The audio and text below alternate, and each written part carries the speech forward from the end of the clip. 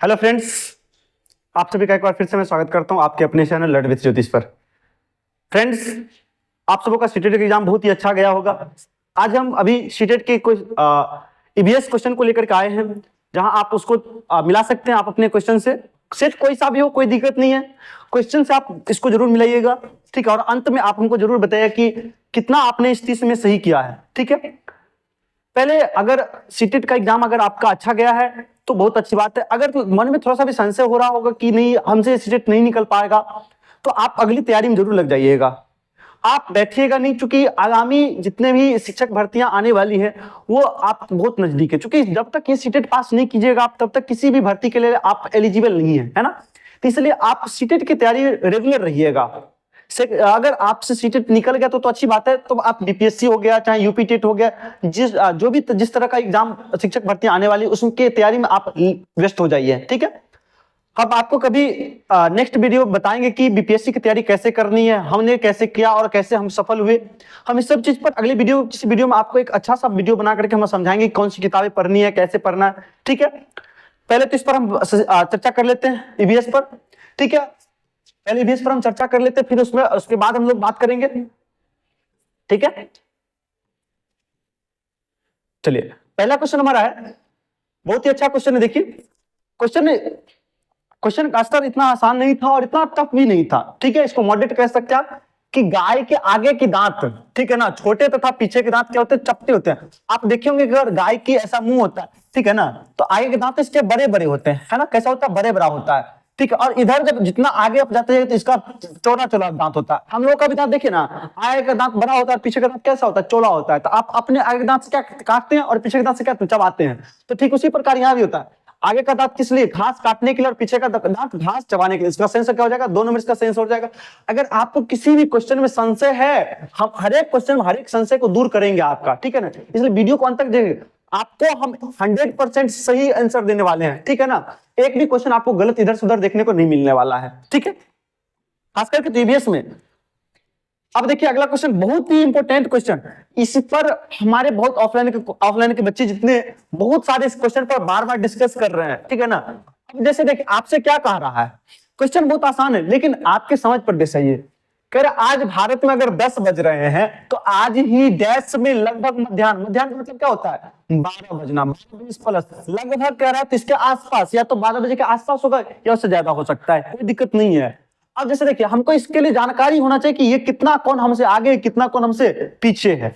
अब लंदन आपको पता है ना कि अगर मान लीजिए ये हमारा विश्व है, ठीक है ना, तो ये 0 डिग्री से है ना, 0 डिग्री मध्याह्न देखा।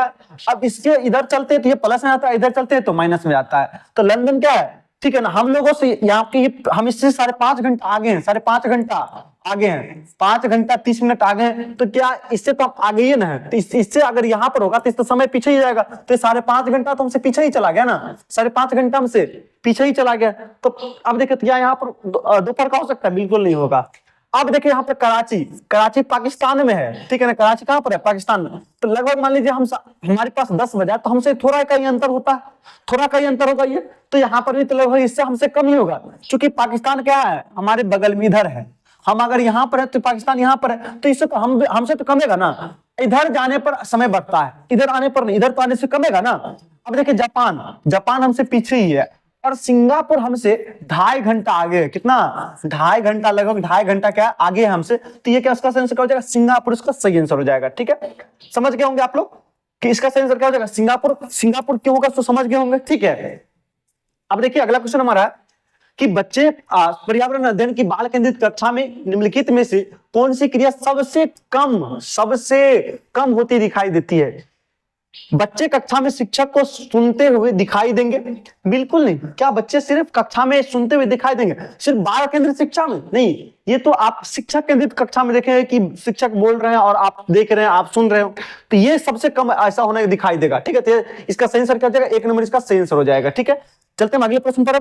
अगला प्रश्न हमारा कि पर्यावरण अध्ययन का एक शिक्षक कुछ बच्चों की गतिविधि कराने के दौरान कुछ महत्वपूर्ण घटनाओं का अवलोकन करता है तथा उसका वर्णनात्मक टिप्पणियां भी दर्ज करता है, वर्णनात्मक टिप्पणियां भी दर्ज करता है। निम्नलिखित में से कौन सा आकलन का उपकरण हो सकता है? यहाँ पर देखिए बड़ा कंफ्यूजन होगा कि आप बहुत सारे लोग पोर्टफोलियो लगाए होंगे और बहुत सारे लोग जिनका भी ये क्वेश्चन है बिल्कुल सही है कि उपख्यानात्मक यानी कि एनेक्डोटल रिकॉर्ड लगाए हैं। क्योंकि ये कैसे सो समझिए, ये जो वर्णनात्मक टिप्पणियां दर्ज किया गया, अगर उसके जीवन से यानी कि महत्वपूर्ण अवलोकन करने के बाद उस पर अगर वर्णनात्मक टिप्पणी दर्ज किया जाता है ना, तो एनेक्डोटल रिकॉर्ड ही होता है। उसका उपख्यानात्मक यानी उसकी सभी चीज का वहां पर व्याख्या होता है। लेकिन पोर्टफोलियो में क्या होता है, उसके क्लास का, ठीक है ना, जो वहां पर वो उसके अंदर क्षमता और अक्षमता है, दोनों चीज का यहाँ पर रिकॉर्ड रखा जाता है। ठीक है, इसलिए इसका सेंस उपख्यानात्मक अभिलेख हो जाएगा। ठीक है, एनेक्डोटल रिकॉर्ड हो जाएगा। ठीक है, अब अगला क्वेश्चन हमारा है कि एनसीईआरटी की पर्यावरण अध्ययन की पाठ्य पुस्तक, एनसीईआरटी की पर्यावरण अध्ययन की पाठ्य पुस्तक के अध्ययन कक्षा 4 यानी कि अध्याय 4 में खाएं आम, 12 महीने में आम पापड़ बनाने की कहानी है, ताकि ना कि सिर्फ प्रक्रिया और तकनीक को बच्चे समझे, बल्कि पकाने और संरक्षण के कौशल को भी सराहा करें। राष्ट्रीय पाठ्यचर्या रूपरेखा 2005 के अनुसार इस पाठ के माध्यम से ईवीएस पढ़ाने का कौन सा सामान्य उद्देश्य प्राप्त किया जा रहा है? यानी कि एनसीईआरटी कक्षा 4 का एक है खाए आम 12 महीने, इसमें आम से पापड़ बनाने की प्रतिक्रिया किस चीज को दर्शा रहा है? एनसीएफ 2005 जो इसको किस रूप में प्राप्त, इसका उद्देश्य पढ़ाने का क्या प्राप्त हो। ठीक है ना, प्राकृतिक परिवेश से किस प्रकार से विभिन्न वस्तुएं बनाई जा सकती है उसकी चर्चा करना, अमूर्त के स्थान पर अपने अनुभव के पहलुओं से जुड़े अवलोकन एवं उदाहरणों की सहायता से समझ का विकास करना, आम पापड़ किस प्रकार से बनाया जाता है इसकी समझ विकसित करना, किसी वस्तु को बनाने में कितनी श्रम की जरूरत होती है उसकी व्याख्या करना। ये आप अगर देखिए आपको हर एक ऑप्शन सही लग रहा होगा, लेकिन आपको देखना किसके अकॉर्डिंग है? एनसीएफ 2005 के अकॉर्डिंग। ये बच्चा को हम क्यों पढ़ा रहे हैं, तो उसको अमूर्त के स्थान पर अपने अनुभव के पहलुओं से जुड़ेंगे और वो अवलोकन करेगा बच्चा कि किसकी यानी कि उदाहरणों की सहायता से समझ सकेगा और अपना विकास कर सकेगा। ठीक है, इसका सही आंसर क्या हो जाएगा? 2 नंबर इसका सही आंसर हो जाएगा। ठीक है, अगला क्वेश्चन अब हमारा है कि एक शिक्षक अपनी पर्यावरण अध्ययन की कक्षा में बच्चों को समूह में बांटकर विद्यालय में मौजूद उनसे कुछ वस्तुएं इकट्ठे करने के लिए कहता है। इसके बाद वह बच्चों के साथ बैठकर उन वस्तुओं को विभिन्न समूहों में बांटने के लिए कहता है। बच्चों को वस्तुओं के गुणों के आधार पर विभिन्न समूह बांट देते हैं। शिक्षक के द्वारा इस गतिविधि को कराने का सबसे उपयुक्त उद्देश्य हो सकता है। गतिविधि बच्चों को सभी अवधारणाओं की समझ विकसित करते हैं, बिल्कुल करते हैं। प्राथमिक स्तर पर बच्चे एक दूसरे के साथ अंतःक्रिया करते हुए बेहतर तरीके से सीख पाते हैं। आप देखिए यहाँ पर सबसे उपयुक्त है, गतिविधि कराने से बच्चे परिभाषा और तथ्यों को समझने में बहुत कम गलतियां करते हैं। गतिविधि बच्चों में सीखने के अन्य पक्षों की तुलना में संज्ञानात्मक पक्ष की सहायता काफी हद तक मौजूद करती है। तो इसका 4 नंबर का सही आंसर हो जाएगा। आपको सभी सही है, लेकिन सबसे उपयुक्त कौन सा हो जाएगा? 4 नंबर का सबसे उपयुक्त हो जाएगा। ठीक है, कोई दिक्कत नहीं है। अब देखिए गतिविधि करने से बच्चा अवधारणात्मक समझ तो विकसित करता ही है, ठीक है, लेकिन इसका आपसे क्या पूछा कि सबसे उपयुक्त उद्देश्य, सबसे उपयुक्त उद्देश्य कौन सा है? गतिविधि अगर बच्चा करेगा तो उसका संज्ञानात्मक पक्ष काफी हद तक क्या हो जाएगा? मजबूत होगा। ठीक है, अगला प्रश्न अब हमारा 67 नंबर देखिए, कह रहा है ऐसा पाया गया है कि बच्चे को सीखने और प्रगति का अवलोकन करते समय कुछ गलतियां हो जाती है।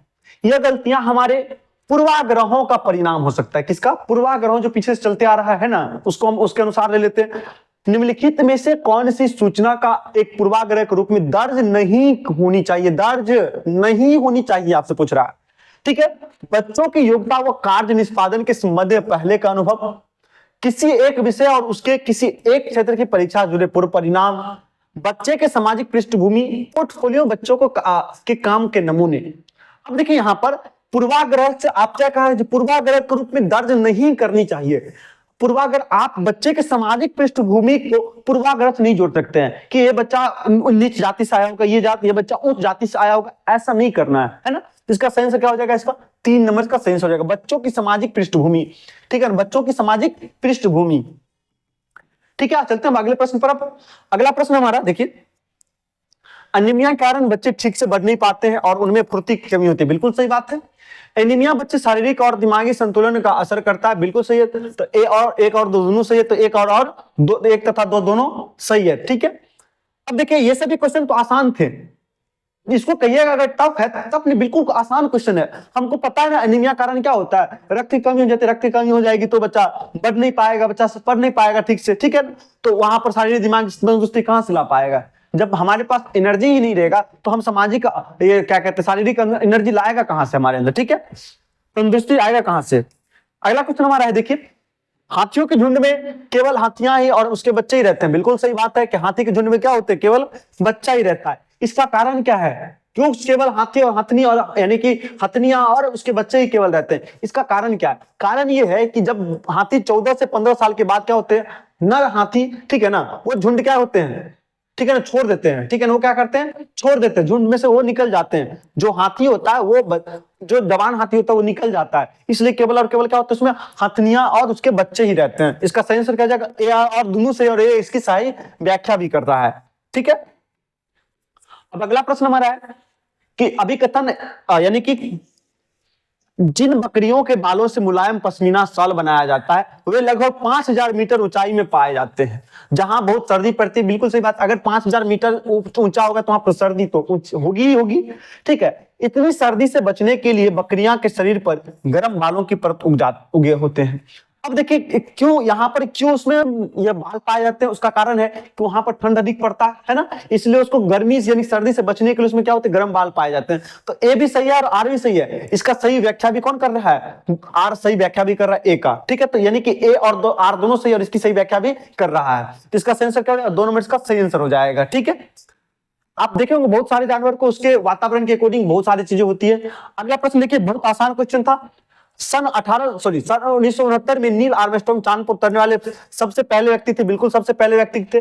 2007 में कल्पना चावला अंतरिक्ष में सबसे लंबे, कल्पना चावला नहीं, कल्पना चावला का डेथ तो 2003 में ही हो गया था, है ना, दुर्घटनाग्रस्त हो गई थी, ठीक है, इनका यान दुर्घटनाग्रस्त हो गया था, ये उनका देहांत हो गया था, ठीक है, आकस्मिक मृत्यु हुई थी। तो यानी कि ए सही है लेकिन आर गलत है, यानी कि सॉरी ए और आर कर रहे हैं, ए सही और बी गलत है, ठीक है ना, ए आर करते करते तो हो गया है यही, ठीक है ना, ए सही है और बी गलत है।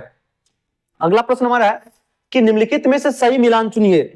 अब देखिए कह रहा भारतनाट्यम उड़ीसा, भारतनाट्यम उड़ीसा नहीं है, ये तमिलनाडु है, ठीक है ना, ये तमिलनाडु है। कथक कर्नाटक नहीं, कथक कर्नाटक नहीं, कथक है उत्तर प्रदेश यूपी, ठीक है ना, कथक है यूपी, कथकली आपको हो जाता है केरल। असम बिहू, ठीक है, बिहू असम, ये सही है। लावनी महाराष्ट्र होता है, तमिलनाडु नहीं होगा, ठीक है ना, लावनी कहां पर, महाराष्ट्र हो जाएगा, ठीक है। चलिए अगला प्रश्न हमारा है कि मोहन कक्षा 5 का एक पर्यावरण अध्ययन का शिक्षक है। मोहन एक क्या है, शिक्षक है। वो अपनी कक्षा में निम्नलिखित गतिविधि को श्याम पट्ट पर लिखता है। अपने माता पिता और दादा दादी के समय पानी की उपलब्धता के बारे में पता करे और उसकी वर्तमान स्थिति की तुलना करे। उपरोक्त गतिविधि के लिए निम्नलिखित में से कौन सी सबसे उपयुक्त रणनीति होगी। अब जैसे मान लीजिए अब अपने चाचा चाचा यानी कि जो भी सीनियर लोग हैं उनसे अगर ये सच्ची बात कीजिएगा तो चर्चा ही ना होगा, है ना।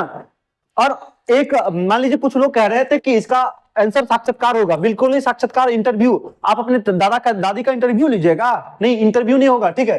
यहाँ इसका सही आंसर क्या हो जाएगा, चर्चा करना इसका सही आंसर हो जाएगा। यहाँ पर क्या किया जाएगा, चर्चा के माध्यम से इसको पता लगाया जाएगा, ठीक है। अगला प्रश्न हमारा है कि एक व्यक्ति मृत समुद्र या खारे झील में नहीं डूबेगा भले ही वह तैरना ना जानता हो, इसकी वजह है। ये देखिए ये आपको रिपीट क्वेश्चन है, ठीक है ना, ये कई प्रीवियस ईयर क्वेश्चन ही है। समुद्र के पानी की मात्रा बिल्कुल नहीं, समुद्र के पानी का उच्च घनत्व, ये इसका सही आंसर है। समुद्र के पानी का उच्च घनत्व होता है, ठीक है ना, 1 लीटर पानी में 300 ग्राम इसका नमक ही हो जाता है, इस कारण से यहाँ पर डूबता नहीं, सिर्फ तैरता हुआ रह जाता है, ठीक है, हमने आपको बताया भी था। अब अगला क्वेश्चन है, देखिए ठंड के मौसम में छिपकलियां लंबी और गहरी निद्रा में चली जाते हैं, कुछ ऋतुओं कुछ जानवर लंबी और गहरी निद्रा में चले जाते हैं, दोनों सही है, ठीक है ना। क्यों, अगर देखिए ठंड के मौसम में छिपकलियां लंबी और गहरी निद्रा में चला जाते हैं, क्यों चला जाता है, क्योंकि कुछ जानवर कुछ जो जंतु होते हैं वो क्या चला जाते हैं, गहरी निद्रा में चला जाते हैं, यानी कि वो लीन हो जाते हैं, ठीक है ना, लुप्त हो जाते हैं कुछ दिनों के लिए, ठीक है। अपने जलवायु अपने उसका शारीरिक वैसा बनावटी नहीं होता कि वो ठंडा को झेल सके, ठीक है, इस कारण वो लुप्त हो जाते हैं। तो ए आर और दोनों सही है, सॉरी ए बी दोनों सही और ए बी ए की सही व्याख्या भी कर रहा है, ठीक है।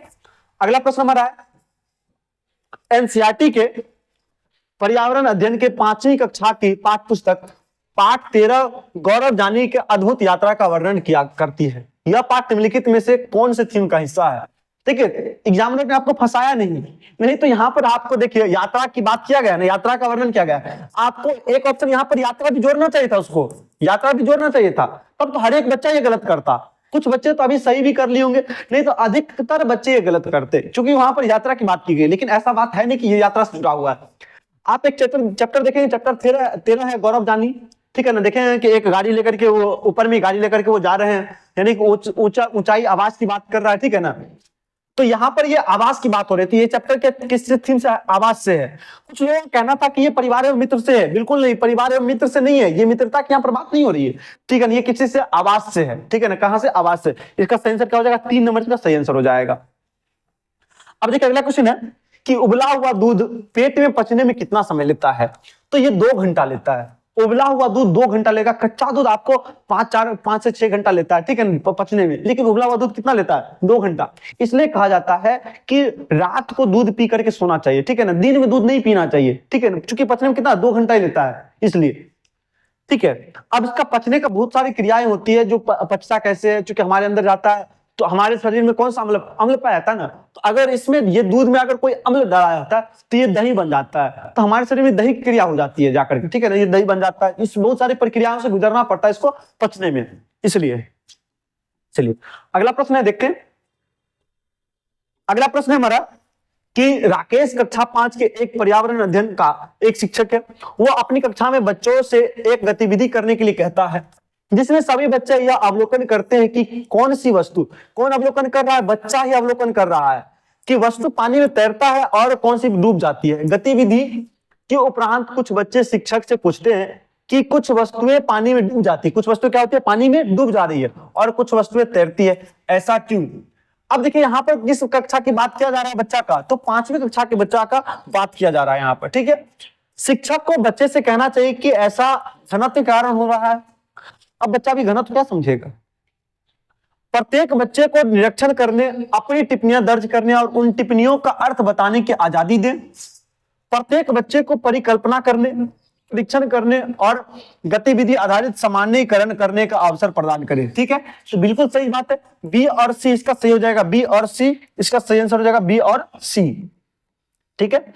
अब अगले प्रश्न पर चलते हैं। अगला प्रश्न है हमारा कि पर्यावरण अध्ययन की एक रचनावादी कक्षा में निम्नलिखित में से कौन सी क्रिया नहीं होती हुई दिखाई देती है? बच्चे अवधारणाओं के बीच की नई क्रियाओं को जोड़ने में अपना अनुभव उपयोग कर रहे हैं। आपसे क्या पूछा है कि नहीं दिखाई देती, जो दिखाई देगा ना, बच्चे ठोस वस्तुओं पर क्रिया करके सीख रहे, ये वो भी होगा। बच्चे अनुभव का सम्मान दिया जा रहा है, ये भी होगा।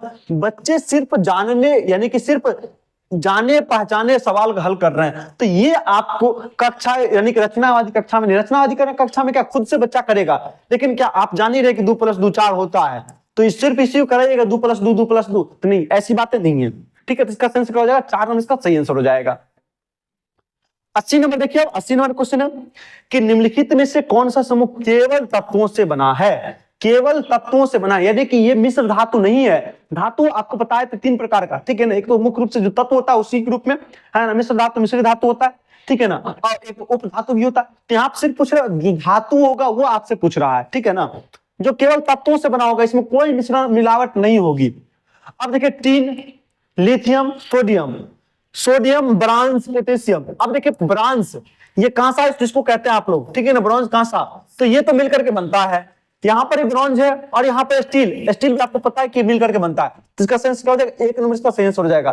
ब्रॉन्ज मिलकर के बनता है, स्टील भी आपको पता है, ठीक है ना, ये मिल यानी कि मिश्रित वस्तु है। अगला प्रश्न हो रहा है कि एक व्यक्ति 30 जनवरी 2023 को नई दिल्ली स्टेशन से बेंगलुरु के लिए ट्रेन पकड़ी। ट्रेन नई दिल्ली से 17 घंटे पर चली और 17 घंटे पर 31 जनवरी 2023 को पहुंची। तो 17 घंटा से आपको क्वेश्चन तो बहुत आसान दे दिया कि ये कुल मिला कितना दूर चल रहा है, तो 24 किलोमीटर दूरी का तय कर रहा है, ठीक है ना, और यानी कि 24 घंटा समय लेगा। अब कुल दूरी कितना है? 1776 घंटा है। तो आपसे क्या पूछ रहा है? पूरी यात्रा औसत गति, ठीक है ना, क्या पूछा आपसे? औसत गति। तो चाल बराबर क्या होता है? दूरी बटा समय। चाल बराबर होता है दूरी बटा समय। तो यहां से आप बना सकते हैं दूरी कितना है? 1776 और ये 24 है, ठीक है ना। तो काटिए,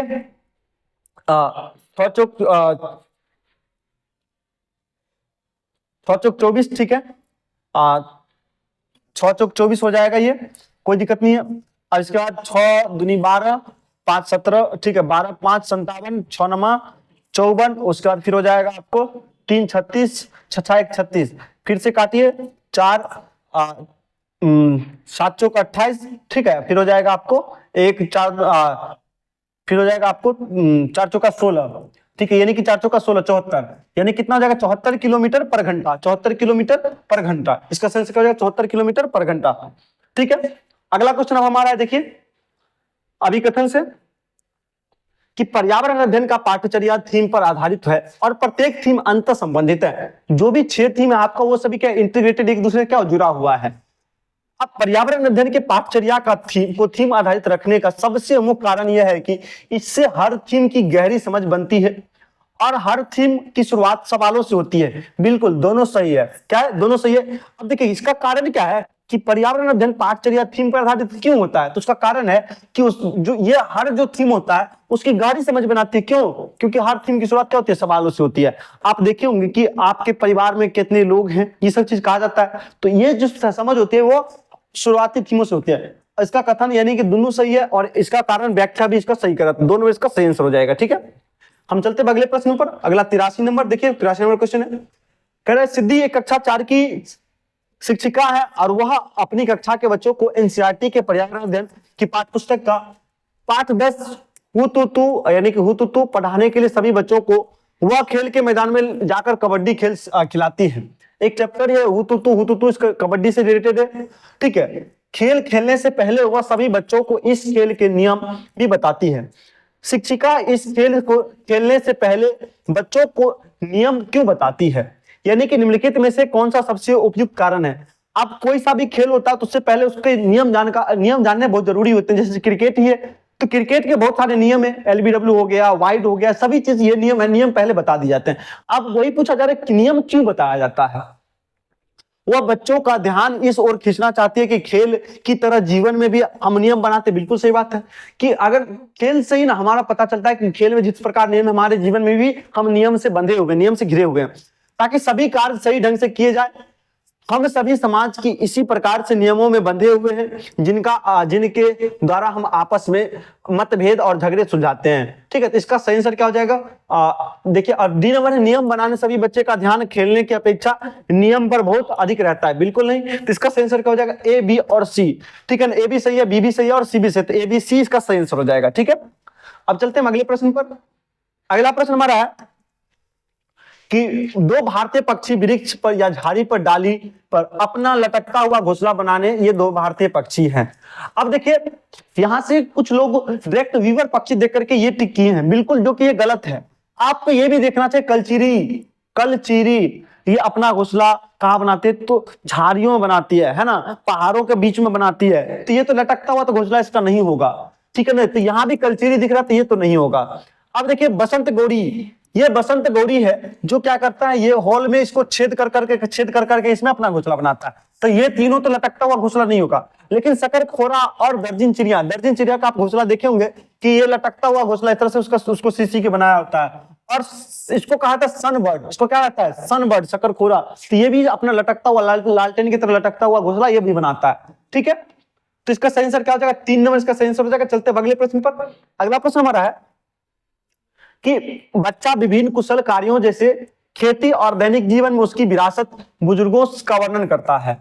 उपयुक्त कथन है सीखने के उद्देश्य, दक्षता कथन, सीखने का प्रतिफल, सीखने के सूचक। क्वेश्चन क्या था कि बच्चा विभिन्न कुशल कार्यों जैसे में खेती या दैनिक जीवन उनकी विरासत यानी कि बुजुर्गों से जो होते आ रहा है उसका वर्णन किया जा रहा है। तो ये किस चीज के, यानी कि पहले से वो कर रहा है और वो उसी से सीखता आ रहा है। तो ये क्या है, सीखने का सूचक है, सीखने का सूचक हो जाएगा, सीखने के ये सूचक हो जाएगा। ठीक है, अगला प्रश्न हमारा है कि बंगाल की खाड़ी पर समुद्र तट वाला राज्य केंद्र शासित प्रदेश निम्नलिखित में से कौन सा है। आपको हमने एक मैप का वीडियो भी दिया था और वहां से देखिए ये क्वेश्चन मिला भी, हमने बताया भी था आपको कि इस साइड बंगाल की खाड़ी है। ठीक है ना, इस साइड बंगाल की खाड़ी है और इस साइड अरब सागर है। हमने आपको बताया था इस साइड 5 गो राज्य और इधर 4 गो राज्य बताया था। ठीक है ना, इधर सबसे पहले यहाँ पर तमिलनाडु, ठीक है ना, उसका तमिलनाडु, उसका आंध्र प्रदेश, उड़ीसा और पश्चिम बंगाल, ये 4 बताए थे आपको। देखिए यहाँ पर आंध्र प्रदेश है। ठीक है ना, आंध्र प्रदेश का सही आंसर हो जाएगा। ठीक है, कोई दिक्कत नहीं है।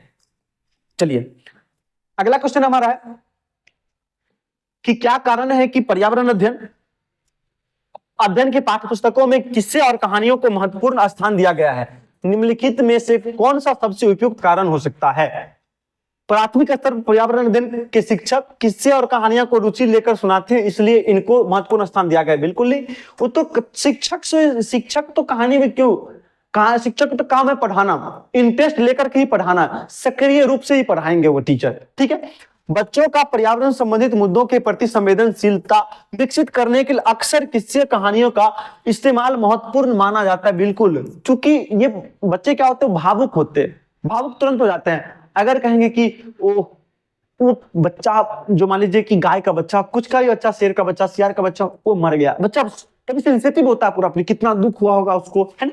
तो इस तरह से कहानी से जोड़ा जाता है ताकि बच्चा अधिक क्या हो सके, सेंसिटिव हो सके। ठीक है, अब अगला है कि क्योंकि बच्चे बच्चे कहानी के पात्रों से अपने आप को आसानी से जोड़ लेते, इसलिए पाठ्य पुस्तक में महत्वपूर्ण स्थान दिया गया है। बिल्कुल सही बात है, कह देगा कि हम भी इसमें ऐसे ही हैं। ठीक है, तो अपने आप से जोड़ लेता है। किस्से और कहानियां समाज को पसंद है, इसलिए पर्यावरण अध्ययन पाठ्य पुस्तक में महत्वपूर्ण स्थान दिया गया। बिल्कुल नहीं, तो इसका सेंस करेगा बी और सी, बी और सी इसका सही आंसर हो जाएगा। ठीक है, अब अगला प्रश्न है 88 नंबर, देखते हैं। अर्चना कक्षा 4 की पर्यावरण अध्ययन, अर्चना कक्षा 4 की एक पर्यावरण अध्ययन की शिक्षिका है। वह अपनी कक्षा में बच्चों के 2 समूह बनाती है और विद्यालय के यूनिफॉर्म होनी चाहिए या नहीं, इस विषय पर वाद विवाद गतिविधि कराती है। अर्चना ने अपनी कक्षा में वाद विवाद क्यों कराया, निम्नलिखित में से कौन सा सबसे उपयुक्त कारण नहीं हो सकता। क्या कारण नहीं हो सकता है, यह वाद विवाद का सबसे उपयुक्त कारण नहीं हो सकता। कारण वाद विवाद क्या था कि यूनिफॉर्म बच्चा स्कूल में होना चाहिए या नहीं होना चाहिए। वाद विवाद से बच्चे को किसी बात की विभिन्न पहलुओं के बारे में सोचने और समझने का मौका मिलता है। बिल्कुल सही बात है। कक्षा में बच्चे को अपनी राय रखने के लिए प्रोत्साहन मिलती है। बिल्कुल सही बात है। कक्षा में बच्चों को अपने अनुभव साझा करने का अवसर प्राप्त होता है। बिल्कुल सही बात है। वाद विवाद से बच्चे अपने साथियों का ज्ञान का आकलन कर लेते हैं। बिल्कुल सही बात है। तो ए बी और सॉरी, यानी कि कक्षा में बच्चे, बी नंबर एक बात देख लेते हैं, ए बी सी डी नहीं, सॉरी एक मिनट देख ले, फिर से देख लेते हैं। वाद विवाद से बच्चे, ये तो सही है, कक्षा में बच्चे अपनी राय रखने के लिए प्रोत्साहन मिलता है। नहीं, ये प्रोत्साहन नहीं मिलता, बच्चे को प्रोत्साहन अपनी राय रखने के लिए नहीं, उसको स्वतंत्रता मिलती है। क्या मिलता है, आजादी मिलती है। यहाँ पर प्रोत्साहन, यहाँ पर आजादी होता, तो ये भी पॉइंट सही था। ठीक है ना, तो इसका सही आंसर क्या होगा, ए सी और डी हो जाएगा। ठीक है, कोई दिक्कत नहीं है। चलिए अगला क्वेश्चन हमारा,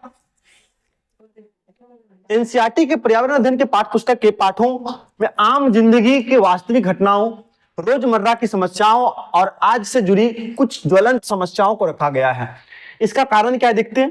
कारण है कि इन सभी समस्याओं पर बच्चे खुलकर बहस कर सके, समस्याओं से अवगत हो, आप उनके प्रति संवेदनशील बने और सही समझ बना सके। बिल्कुल सही बात है, ये भी सही है और ये भी सही। इसका सही ये व्याख्या भी कर रहा है, कभी कथन और कारण दोनों सही है, लेकिन कारण कथन का व्याख्या भी कर रहा है, तो इसका दोनों में इसका सही आंसर हो जाएगा। ठीक है, अब अगला क्वेश्चन है, लास्ट क्वेश्चन नंबर 90 नंबर। कह रहे निम्नलिखित कथनों को पढ़िए और सही विकल्प चुनिए। अभी कथन ए, जैव मात्रा एवं जीवाश्म ईंधन दोनों ऊर्जा के परंपरागत स्रोत हैं। बिल्कुल सही बात है कि जैव मात्रा और जीवाश्म दोनों क्या ऊर्जा का परंपरागत स्रोत है। पारंपरिक स्रोत वे हैं जिनका क्या है, स्वभाव नवीकरणीय नहीं और नवीकरणीय होता है। क्या होता है, और नवीकरणीय। ठीक है ना, और नवीकरणीय ये होता है, नवीकरणीय नहीं होता ये, और नवीकरणीय होता है। ठीक है, तो इसका सही आंसर क्या हो जाएगा, इसका सही आंसर यानी कि ए सही है लेकिन आर गलत है। ए सही है, ए गलत नहीं, ए सही है, आर गलत है। बिल्कुल इसका सही आंसर क्या हो जाएगा, 4 नंबर सही आंसर हो जाएगा। तो ये था आपके बहुत पूरे के पूरे 30 क्वेश्चन जिसका हमने आपको अभी आंसर बताया। आप लोग हमको बताएंगे कि इस 30 में आपने कितना अचीव कर लिया। ठीक है, ओवरऑल आप लोग मिलाए होंगे कि हमने आपको अभी तक 3 सब्जेक्ट का दे दिया है, और अगला जो वीडियो का हिंदी और संस्कृत का एक साथ हम देने का प्रयास करेंगे। ठीक है, तब तक के लिए धन्यवाद, फिर मिलते हैं नेक्स्ट वीडियो में।